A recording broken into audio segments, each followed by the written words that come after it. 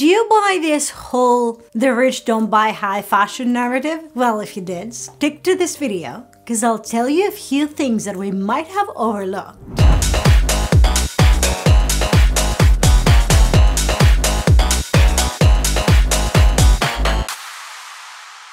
Today we're going to be looking at this casual billionaire aesthetic popularized by Elon Musk, Mark Zuckenberg and Jeff Bezos, and how this has shifted over the last couple of years. But let's start from scratch. Historically, the oligarchs controlled the majority of the wealth of their respective country or kingdom. And of course they had the best clothing out there and made of the most exquisite materials because they were the richest of the population. From 500 BC in ancient Greece to the 19th century industrial oligarchs of America, nobody was trying to conceal their wealth. Of course they were driving the best chariots, they were living in the best estates. The Rockefellers, British and American oligarchs, they would wear the three-piece suits with the top hats and the frock cloaks. It wasn't anything discreet about it. Of course, it changes from person to person, but you get the idea. The Russians, on the other hand, they would prefer more of a military-style uniforms with opulent fur coats and the fur hats and all that. It is something very common not to try to conceal your wealth. But what happened during the 20th century that made them try to conceal this wealth? After the Bolshevik Revolution in 1917, the Soviets abolished all private wealth and they nationalized entire industries. So if you were a former Tsar elite or a wealthy tradesman or a landowner, you would be either exiled, executed, or sent to labor camps. Essentially, being wealthy was a death sentence. So they were trying to conceal this wealth by wearing peasant clothes so they can blend in with the rest, something that we saw in the French Revolution where the aristocrats were wearing the Phrygian hat so they would escape the guillotine. The Russian oligarchs were hiding heirlooms and jewelry inside the walls of their houses, they would bury them in forests and they would smuggle them abroad, anything to escape this very dark destiny. After the Soviet Union fell in 1991, a new wave of millionaires were created almost overnight because a lot of the national assets got privatized. These new post-Soviet millionaires like Roman Abramovich or Mikhail Khodorkovsky, they would display this wealth with yachts and supercars and fancy estates and palaces and extensive watch collections. However, in 2010, when Vladimir Putin consolidated power, they went into hiding again because they were afraid of Western scrutiny, political purges, and sanctions. The reason I'm telling you this story about the Russian oligarchs is because it's a very old game from the oligarchs and the ultra-rich to conceal and tone down the display of the wealth if it's necessary. High-profile billionaires like Mark Zuckerberg and Warren Buffett, they have adopted this modest billionaire aesthetic, wearing simple clothes to avoid scrutiny, like the famous signature grey t-shirt of Mark. Mark is wearing this grey t-shirt for so many years it would take a surgeon to take it off him. In 2008, with an interview he gave to 60 Minutes, he said that he has not changed his way of life, he lives exactly as before. But why would he say that after Facebook making millions? Because do you remember what happened in 2008? We had a global financial crisis. When there is a situation like this, people's resentment towards the ultra-rich grows. So he gave us the means to criticize him, the economical and political situation, through Facebook. So he had to lay low. In 2014, during a Q&A on Facebook, he says he's wearing this grey t-shirt to avoid decision fatigue. This simple grey t-shirt allegedly is a Brunello Cucinelli one, which costs £780, which is an average price for a room in London or New York. And keep in mind what he said, the decision fatigue. He thinks it's a waste of time. He's focused on his work. So these people, no hate on the millionaires, I want to be one of them one day. Who knows? They value their time differently. They outsource every mundane task they have to do during the day. So they don't cook for themselves, they don't clean for themselves, they don't even drive their own car. They outsource pretty much everything. They don't even walk the dog. So what makes you think he would pull up on a Primark to buy a £4 t-shirt? This is not the case. He wouldn't even spend the time to do it online and go through the ASOS t-shirts to find the right one. They have trained people to do it for them. And a personal stylist is trained also in one other thing: public image. If you hire me, for example, as a personal stylist, I will sit down with the person who's doing your PR, with the person who's building your brand. As a millionaire, you have a brand, right? And we will decide what message your clothes should send to the public. So this great t-shirt made him super relatable, like any other chilled guy sitting with the other developers, chilling, going around his day. So you feel like you can be like him. He is very relatable and you feel like you can be the next Zuckenberg, which was brilliant, by the way. No hate on that, I'm just saying. Lately, Zuki embraced a meta MAGA, Make America Great Again type of style. He was seen in an Apple product launch party with a t-shirt, a black t-shirt that had like a Latin logo on it that said Ut Zuc ut nihil, which is either Zuck or nothing, which is a play on either Caesar or nothing. And this was not printing in your local snapshots. It's not one of these places where you can print a mug with your dog on it or a pillowcase. It was by an American designer called Mike Amiri. Now, if you don't know Mike Amiri, it's because you are poor. In general, like Zuki now posts himself with t-shirts from Mike Amiri, like oversized shearling coats and sunglasses. And there was like a very funny comment I saw the other day. Somebody was commenting like, oh, he stole our data and now he wants to steal our girlfriends. He had a glow up. Zuki had a glow up. But where is this confidence coming from? Where is this everyday guy that he used to be? Is it because he changed his style, he's more cool about it? Or is it because ByteDance, a huge opponent, is in the picture and he tries to establish leadership? Last year, he attended Amant Ambani's wedding and he spent quite some time with him admiring his watch collection. So from last year, he had become one of the heavyweight collectors of the earth, and he stirred up social media a little bit because he bought the sporting Grobel Force handmade one, which is, as the name suggests, a handmade, very exclusive and rare watch that took over 6,000 hours of labor and costs over $1 million. In the last couple of months, we see Zuki in suits. More and more boring blue and gray and black suits. What is going on? And he changed his wardrobe to everything he hated. The Silicon Valley executive stereotype. It's because he's under a lot of scrutiny with Meta and he's trying to send a message that he is a mature, serious Silicon Valley executive. It's just like any other CEO, like the CEO in the business you're working in. So I think that is deliberate. What do you think? Do you think I'm crazy?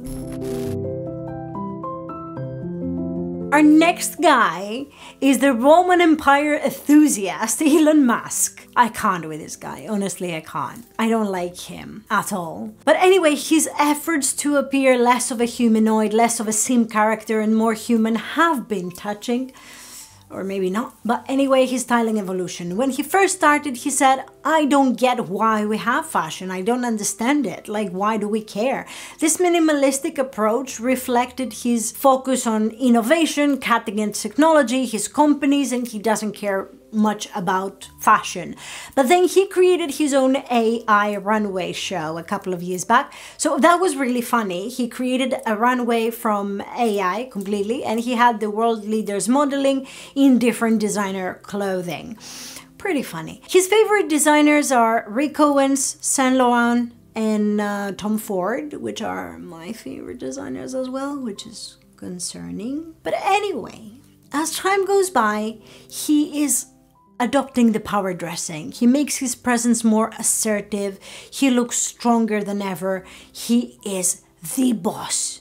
He wears very harsh materials like leathers, dark colors like black and gray, and big graphic t-shirts. He's a bit of a weird guy and sometimes he gets it, sometimes it's completely wrong with an outfit, but That's who he is. You know how much I love conspiracy theories? Let me tell you the Elon one. In 2018, in Met Gala, he wore a white suit and had engraved at the back the phrase Novus Ordo Seclorum, which means New World Order. For historical context, this phrase was chosen by Charles Thomson, who was back then the Secretary of Continental Congress, and he designed the back of the seal of America in 1782.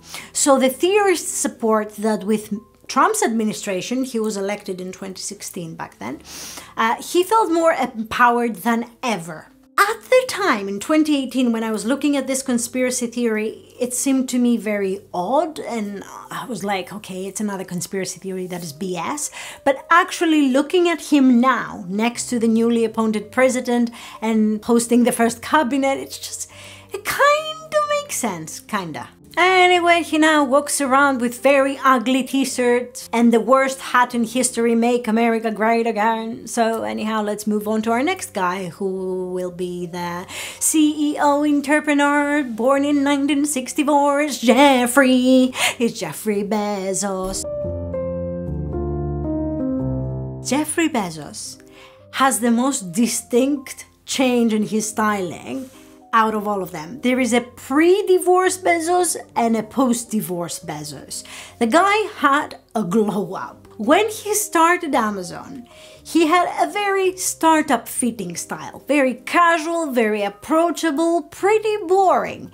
He was wearing casual t-shirts and shirts in blue and like dad jeans and high-waisted trousers. He was very focused on growing his business, Amazon, and his strategy, which I completely get it and respect it, but he was boring. Most of it probably quite luxury, but you couldn't really tell. In the 90s, he looked 10 years older than he does now. It's in his post-divorce glow-up era. He's working out with Wes Okerson, who is a celebrity personal trainer who was working with Tom Cruise and has worked with Gerald Butler in various roles. So this guy introduced him to low weight and resistance training, and he had those in his routine. He has now a very good figure for his age, 1964, right? I think Lauren Sanchez, which is the fiance, the new fiance, has a lot to do with this glow up as well. Because when they met, they were both married and they started seeing each other and kind of dating. So they split up with their respective partners and they got together and became official. And then all of a sudden, we saw Bezos enjoying a very different lifestyle than what he'd used to do. So he was going on shopping trips, he was going on yacht rides, he was enjoying dinners in very famous restaurants, and he was even invited and attending high-profile events, something that he didn't used to do before. We now see Jeff embracing this macho Silicon Valley power dressing. Nothing like Zuckenberg and Elon Musk. He's a bit different. He's between Jason Statham and Vin Diesel in the early 2000s. In his everyday life, he's like an off-duty billionaire, Mission Impossible tough guy. And in his more formal outfits, he's channeling Hollywood villain. A little bit like Prada 2012 menswear. I love this show. One of his go-to designers when it comes to suits is Tom Ford. Tom Ford's tailored, sleek suits, they give him this polished, sophisticated look that he needs for the high-profile events. And his everyday casual wear are Brioni, Loro Piana, Ralph Lauren, Brunello Cucinelli, and everything obviously is on the highest quality possible, but still no logos to be seen because we all know logos are tacky. What can we do? Of course, there are more millionaires I can talk about, but these three make the headlines most often. Also, there is a cultural element to it. Some millionaires from India, Middle East, Russia, they tend to be a little bit more extravagant. But all of them, in general, because of this scrutiny about money laundering and tax havens and all that, they prefer to display their wealth in hidden assets like offshore accounts, cell companies, digital currencies, and not in items that can be recognized by an untrained eye. I get this whole anti-fashion movement growing on TikTok. I truly get it. Fashion used to be fun. It used to be not all about money and brands and marketing. Now it's you trying to prove that you're richer than your neighbor with the most expensive bag, with the more exclusive item. It has nothing to do with fun and self-expression the way it's at least displayed in social media.